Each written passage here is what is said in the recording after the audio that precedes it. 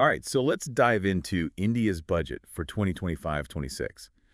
We're going to be looking at Finance Minister Nirmala Sitharaman's speech delivered just yesterday, you know, cutting through the noise and getting to the good stuff. Absolutely. It's a roadmap for India's economic future. And it seems to start on a pretty optimistic note, right? It does. There's a real sense of confidence, despite global uncertainty. Yeah.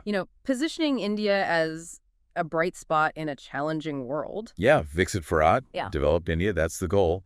But it's not just about growth for growth's sake. Right. The emphasis is on inclusive growth. Okay, so lifting everyone up together.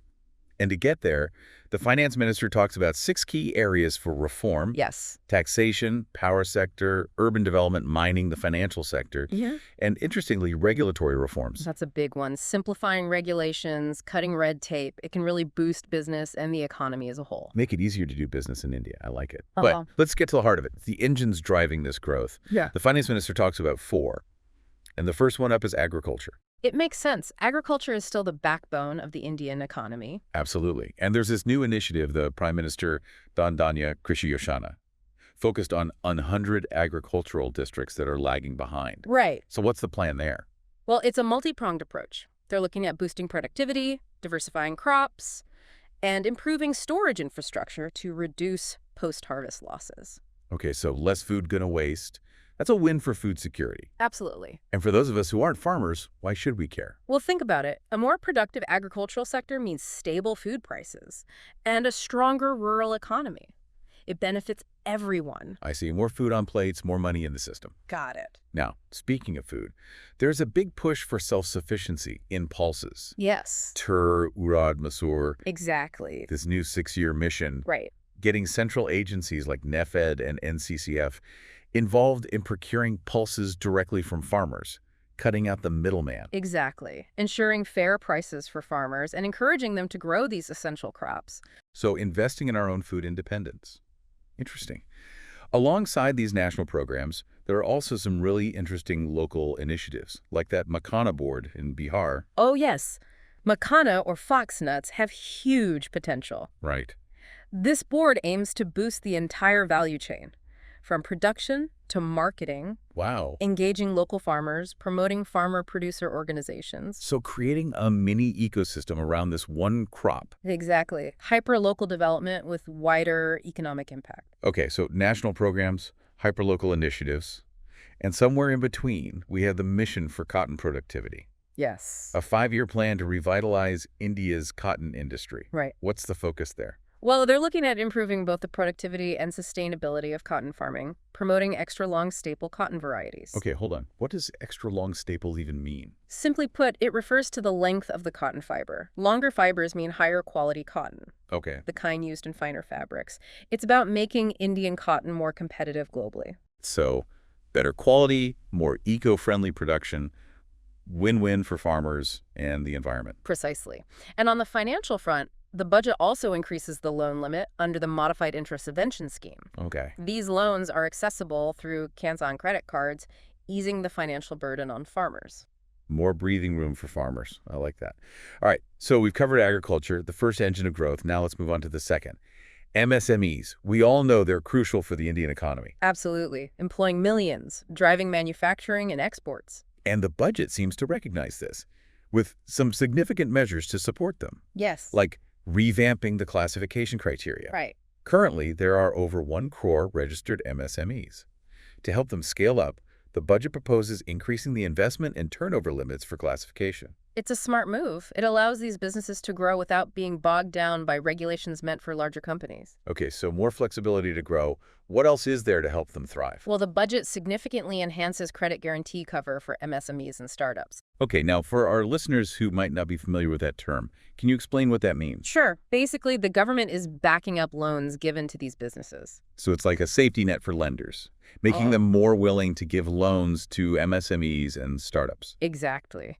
This can be a game changer for small businesses struggling to access capital. Right. And to make things even better, They're also introducing customized credit cards specifically for micro enterprises. Wow, that's great. A very tangible benefit for those who rely on microfinancing. So giving them the tools they need to succeed. But this isn't just about handouts, right? Right. It's all part of a bigger vision, the Make in India initiative. Absolutely. The government is clearly committed to boosting domestic manufacturing. And MSMEs are a crucial part of that. They are, and they're even setting up a national manufacturing mission to support this goal. Okay, so nurturing local businesses, making India a manufacturing powerhouse. Sounds good to me. It's an ambitious goal. And to achieve it, the government needs to ensure these businesses have access to capital, a supportive regulatory environment, and the right infrastructure. This budget seems to be taking some solid steps in that direction. Okay, so we've got agriculture and MSMEs, the first two engines of growth.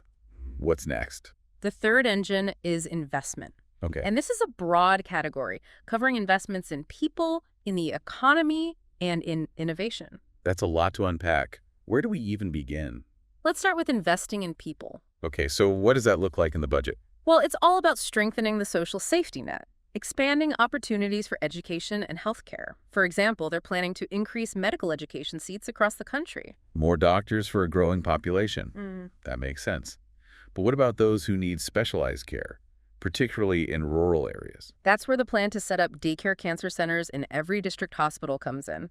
It's a huge step towards making quality healthcare more accessible, especially for those who might not be able to travel long distances for treatment.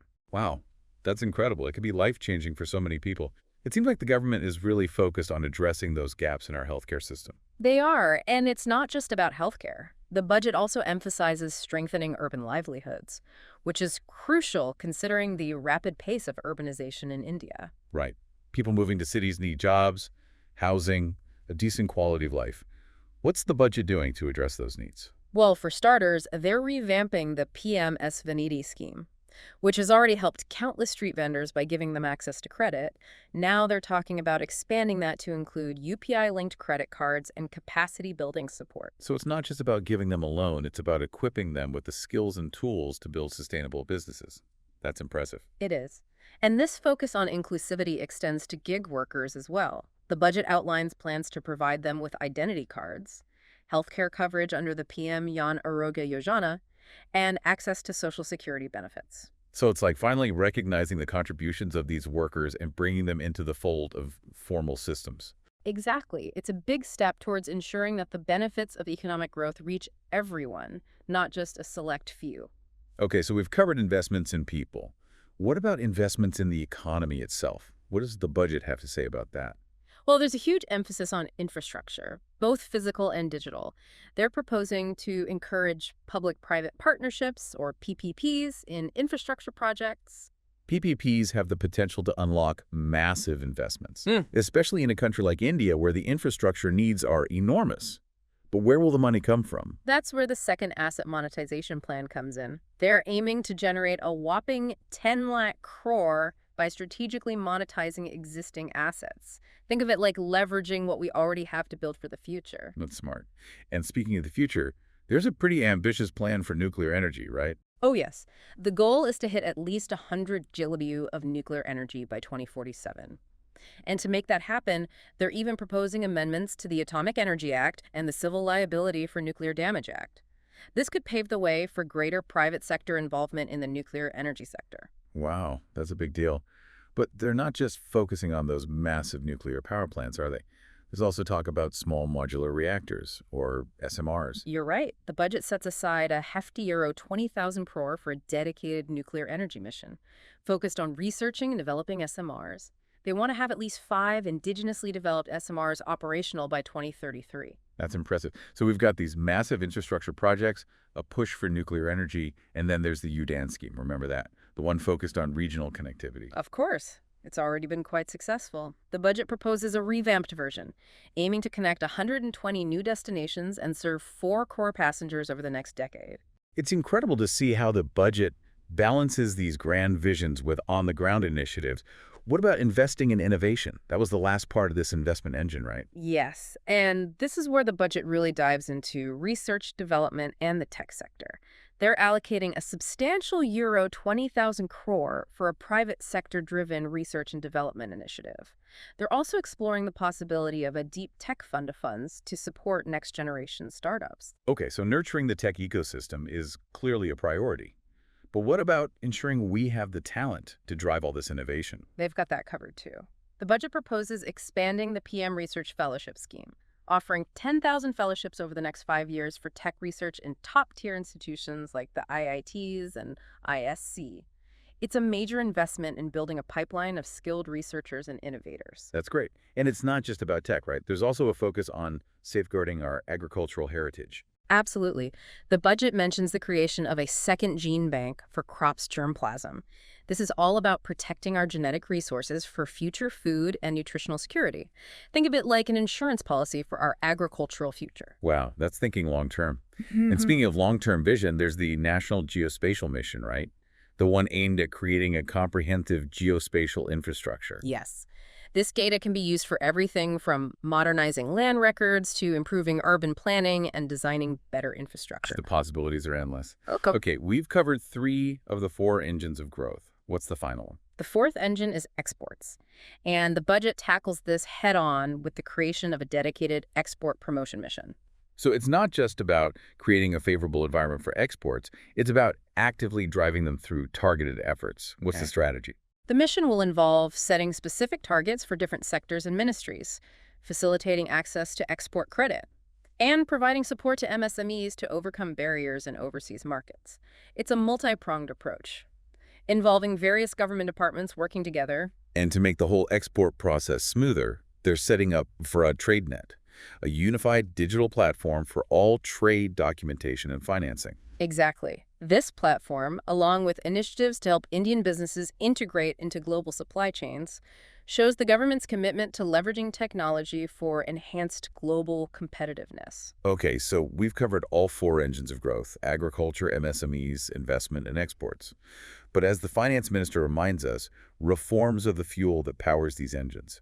What are some of the key reforms highlighted in the budget? Well, the budget speech talks about tax reforms, introducing a new income tax bill focused on clarity and simplicity. They also mention raising the FDI limit in the insurance sector. Hold on, for our listeners who might not be familiar with FDI, can you quickly explain what that is? Of course. FDI stands for Foreign Direct Investment, which is basically when a company or individual from one country invests in a company or asset in another country. Increasing the FDI limit in the insurance sector means allowing foreign companies to own a larger stake in Indian insurance companies. So it's about attracting more foreign investment into a key sector of the Indian economy. Precisely.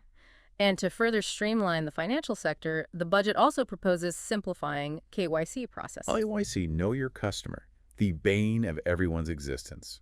I'm glad they're trying to make that less painful. I think we can all agree on that. And on the regulatory front, there's the Jan Vishwas Bill 2.0, which builds on the success of the previous Jan Vishwas Act. Remind me, what was that about? The previous act decriminalized a bunch of legal provisions, essentially saying that honest mistakes shouldn't be treated as criminal offenses. This new bill aims to decriminalize even more provisions, creating a more trust-based governance environment. So less red tape, less fear of prosecution Yeah. for minor violations. That sounds like a positive step. It is. It's about fostering a climate of trust and encouraging businesses to operate with more confidence. Okay, so we've got tax reforms, financial sector reforms, and regulatory reforms. What's the overall takeaway for our listeners? What should they be watching out for in the coming months and years? The budget clearly shows a commitment to inclusive growth, focusing on empowering those who often get left behind, the poor, youth, farmers, and women. It also underscores the Atmanirbhar Bharat vision, self-reliance in key sectors like agriculture, energy, and manufacturing. And digitalization and reforms are the tools they're using to achieve those goals. Exactly. It's not just about big pronouncements. It's about creating pathways to achieve these ambitions through practical, on-the-ground initiatives. All this talk about inclusivity and self-reliance is inspiring. But how does it translate to individual lives? What changes might people actually experience because of this budget? That's a great question. I think the most anticipated part of any budget is the personal income tax announcements. And this year there are some big changes, especially for the middle class. Okay, let's get to the good stuff. What's the big news on personal income tax? Well, the finance minister acknowledges the middle class as the driving force of India's growth. She even calls them the strength for India's growth. A well-deserved shout-out. So what's the government doing for this crucial segment of the population? The big news is that under the new tax regime, there will be no income tax payable up to an income of 12 lakh. Wait, 12 lakh? That's double the current exemption limit. It is. This means a significant portion of the middle class won't have to pay any income tax, and for salaried individuals. With the standard deduction of 75,000, the limit effectively goes up to 12.75 lakh. So a salaried person earning up to 12.75 lakh a year pays zero income tax. That's huge. What about those who earn more than that? Are there any changes for them? Absolutely. The budget proposes revised tax slabs and rates to benefit everyone. Let's break it down. Okay, hit me with the details. Under the new regime, here's how the tax rates will be structured. For income between 3 letters 3 lakh and 6 lakh, the tax rate is 5%. For income between 0.6 lakh and 9 lakh, it's 10%. For income between 9 lakh and 12 lakh, it's 15%. For income between 12 lakh and 15 lakh, it's 20%. And for income above 15 lakh, it's 30%. Hold on, that's a lot of numbers. Can you give me an example of how this actually affects someone's tax liability? Of course. Imagine someone earning 12 lakh. Under the new regime, they'll save a whopping $80,000. That's 100% of the tax they would have paid under the old rates. For someone earning 18 lakh, the savings are around 70,000, a 30% reduction. And for those earning 25 lakh, the benefit is around 1 million of 10,000, a 25% reduction. Wow, those are some serious savings. This can put a lot of money back in the pockets of the middle class. Exactly. And the hope is that this will stimulate consumption, savings, and investment. It's about injecting more dynamism into the economy. It seems like a win-win for taxpayers and the economy as a whole. But personal income tax aside, there's a whole world of indirect taxes, right? Those levies on goods and services. You're right. The budget has some interesting proposals on that front as well. Okay, let's dive into those. What are some of the highlights from the indirect tax proposals? Well, there's a clear focus on supporting domestic manufacturing and adding value within India. They're proposing relief on the import of certain critical minerals that aren't easily available in India. So making it easier for businesses to access the raw materials they need to manufacture goods right here in India. Precisely. And this support extends to specific sectors like textiles and electronics as well. For example, to boost domestic production of technical textiles, those used in everything from agriculture to medicine. The budget proposes expanding the list of fully exempted textile machinery. So they're making it cheaper to import the equipment needed to manufacture these specialized textiles. Exactly. It's all about creating a more competitive environment for domestic manufacturing. And to address the issue of inverted duty structures, where the tax on finished goods is lower than the tax on inputs, they're proposing to increase the duty on certain electronic goods while reducing the duty on components. So making it more attractive to manufacture these electronic goods in India rather than simply importing them. Precisely. It's all part of that Make in India push we talked about earlier. And this focus on boosting domestic manufacturing and exports extends to other sectors as well. Like which ones? For example, the leather sector. The budget proposes exempting wet blue leather from import duties, which will encourage domestic value addition and create more jobs in the leather industry. So it's about supporting the entire value chain, from raw materials to finished goods. Exactly. And for marine products, they're reducing duties on certain inputs used in fish and shrimp feed, which will benefit the aquaculture industry. It's amazing to see how these adjustments to import and export duties can have a ripple effect across various sectors of the economy. They can. And it's clear that the government is using these levers strategically to guide the direction of industrial growth in India. Okay, so we've got support for domestic manufacturing, tweaks to address inverted duty structures, and targeted measures for specific sectors. What else stands out in the indirect tax proposals? There's a big emphasis on trade facilitation, which basically means making it easier for businesses to import and export goods. Smoother trade equals a healthier economy, right? Absolutely. So how are they making trade smoother? For one, they're proposing a time limit for finalizing provisional assessments by customs authorities. This reduces uncertainty for businesses and makes the process more efficient. No more endless waiting. I like the sound of that. Less bureaucracy, more action. Exactly. And to encourage voluntary compliance, they're introducing a new provision, allowing importers and exporters to voluntarily declare any discrepancies and pay the duty with interest, but without penalty, even after the goods have been cleared. It's like a safety net for those who might have made an honest mistake. It's about creating a more collaborative, less adversarial relationship between businesses and the authorities. Precisely. And to give businesses more flexibility, they're extending the time limit for the end use of imported inputs. This means businesses have more time to utilize those inputs for their intended purpose. So less pressure and more breathing room for businesses. Exactly. And they'll also have to file quarterly statements instead of monthly ones, further reducing the compliance burden. All of these measures seem to be aimed at creating a more predictable and less cumbersome trading environment. They are, and this focus on trade facilitation, along with the other initiatives we've discussed, sends a clear signal that India is open for business and ready to compete on the global stage. That's an encouraging note to end on. This deep dive has been incredibly insightful, but I have a feeling we've only scratched the surface. There's always more to explore. And what's fascinating about budgets is that they're not static documents. They're dynamic, evolving as they're implemented. The real story unfolds in the coming months and years as these proposals take shapes and are put into action. Right, it's one thing to have a plan, but execution is key. It'll be interesting to see how these policies play out in the real world. Absolutely. While we've given you a solid overview, it's important to stay engaged and observe how these initiatives are implemented. Do they achieve their intended goals? What are the unintended consequences? These are the questions we need to keep asking. Because the devil is in the detail. It is. And that's where the true impact of this budget will be felt. We'll be keeping a close eye on it, and we encourage our listeners to do the same. This has been an incredible journey through India's economic roadmap for the coming year. Thanks for being our guide. It's been my pleasure. I always enjoy diving deep into these topics, and I hope our listeners have found it insightful as well. Now we want to hear from you. What are your thoughts on this budget? Which proposals are you most excited about? Join the conversation and share your insights with us. We'll be back soon with another deep dive. But until then, stay curious, stay informed, and keep exploring. It's amazing how a budget can be so, seems so dry on the surface. Yeah. But it really touches on so many aspects of our lives. Absolutely. It reflects the government's priorities, their vision for the country. And this budget seems to be striking a balance, addressing immediate needs, but also setting the stage for long-term growth. Yes. Strengthening those foundational elements for sustained progress. Things like infrastructure, education, healthcare. Exactly. The building blocks of a strong economy.